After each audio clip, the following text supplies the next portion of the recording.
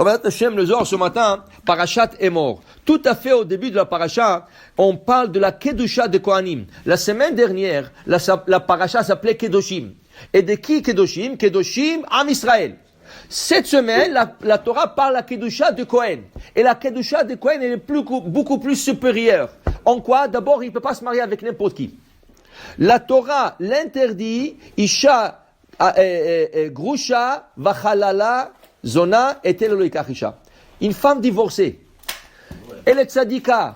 Elle avait un problème avec son mari. Elle n'a rien. Au contraire, elle est très kéchéra. C'est son mari qui était en défaut. Elle a aucun problème. Elle n'a même pas des enfants. Et se marier. Le Kohen, il ne peut pas se marier avec elle. Il ne peut pas. Pourquoi? La Torah dit, tu dois prendre une femme qui n'a jamais été mariée. Okay? Il dit ici, Zona vachalala. Une femme qui est convertie. Tzadika. Ruth Moavia. Shabbat, Kasher, tout ce qu'il faut. La conversion, ça lui a pris 2-3 ans pour se convertir, tout ça. Tu peux pas. Tu ne peux pas à cause de son passé. Okay? Toi, un autre, oui, un autre aurait pris. Mais le Kohen n'a pas le droit de se marier avec elle. Alors maintenant, il y a des Kohanim. Une femme Kohen n'a pas ces restrictions. Les restrictions, c'est que pour les hommes. L'homme ne peut pas rentrer, l'homme Kohen ne peut pas rentrer au cimetière. La femme Kohen peut rentrer au cimetière. L'homme Kohen n'a pas le droit de marier une divorcée. La femme Kohen peut marier un homme divorcé. Les restrictions ne sont pas sur les femmes. Les restrictions sur les hommes. Et il y en a qui ont inventé quelque chose. Et tu l'entends tellement souvent. Il y a des Kohen, quand ils rencontrent une femme convertie, ou il rencontre une non-juive et il veut la convertir, il veut se marier avec elle. Il n'a pas le droit. Aucun rabbin a le droit de le marier. Qu'est-ce qu'ils te disent? Non. S'il va aller se couper un doigt, il coupe le doigt, il peut se marier avec elle. Pourquoi tu dis ça? Oui. Dis non, parce qu'un Kohen qui a un défaut physique, comme un doigt coupé, il n'est plus Kohen. Est-ce que c'est vrai? C'est complètement faux. 100% faux. Un Kohen qui a un défaut physique reste Kohen. Il monte à la Torah en premier. Il fait Birkat Kohanim. Si dans sa ville à lui, pas en dehors de sa ville. Rien que dans sa ville à lui. Okay? En quoi il est handicap? Il est handicap qui ne veut pas servir dans le Beth Amikdash. C'est tout.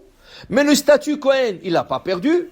Au contraire, s'il va prendre la femme divorcée, si un Kohen se marie avec une femme divorcée, il perd son statut temporairement.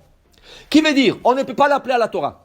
Si tu sais qu'un Kohen marié est divorcé, tu ne peux pas l'appeler à la Torah.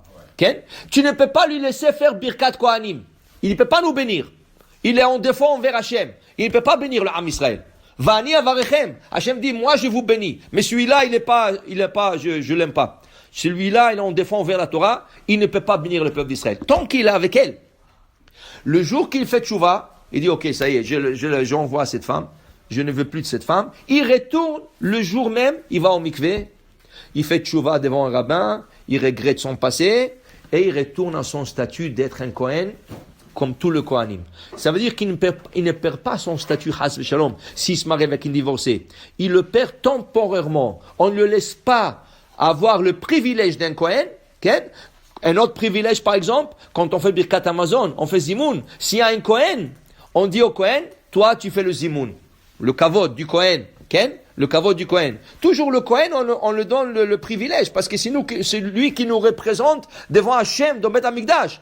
Mais dès qu'il est en défaut en Hachem, il a tout perdu. Il va plus bas qu'en Israël. Il peut même pas monter à la Torah. Rien.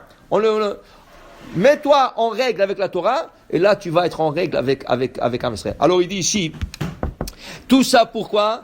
Parce qu'ils sont le représentant du peuple d'Israël en face d'Hachem. Et si tu représentes quelqu'un, tu dois être à 100% kasher.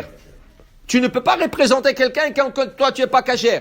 Nous sommes kasher, et lui il n'est pas kasher, comment il va nous représenter? C'est pas acceptable. Alors Hachem il dit, ça c'est mes soldats. Ça c'est mes représentants du peuple. Ils doivent être kasher. Alors ces restrictions, tu dis que... Mais par contre, un Kohen peut marier une femme veuve. Oui, il peut marier.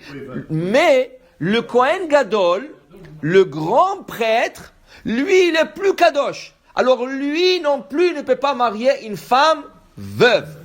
Okay? Mais le Kohen, il peut marier une femme veuve. Okay? Comment? De ne pas se marier avec une divorcée, quelle est la raison?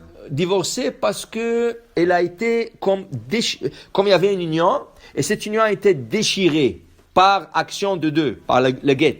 Tandis que veuve, elle a perdu son mari. Qu'est-ce qu'elle peut? Alors, c'est pas de sa faute. Alors, la veuve, elle est moins ça veut dire, au niveau spirituel, elle est moins en problème que la femme divorcée. Mais pas Hasve Shalom qu'une femme divorcée, c'est un problème. Pas du tout.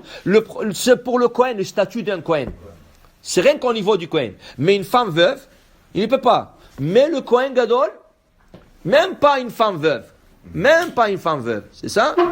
Pourquoi? Vous savez pourquoi, Yoram? Imagine-toi, le Kohen Gadol, il voit une femme, il aime cette femme. Mais maintenant, cette femme, elle est mariée. Tu sais qu'est-ce qu'il peut faire, ce Kohen Gadol? Lui, il connaît les chemins Meforash. Il peut tuer son mari, sans les tuer. Rien qu'il va dire un nom sacré sur lui, il peut tuer son mari. Maintenant, cette femme est veuve, et il va se marier avec elle. Alors, tu as dit, monsieur, on t'a donné le pouvoir d'avoir le schéma Meforash, mais tu l'utiliseras pas pour tuer des gens, pour aller se marier avec leur femme. Non. Alors, tu peux pas te marier avec un veuve. Ça, c'est le Kohen Gadol. Parce que les autres Kohanim ne connaissaient pas le schéma Meforash. C'est que le Kohen Gadol qui connaît le schéma Meforash. Alors, dans ce cas, on ne lui a pas laissé le droit de se marier avec une femme veuve. Il faut qu'il garde un statut plus élevé. Baruch Adonai Le'olam. Amen ve Amen.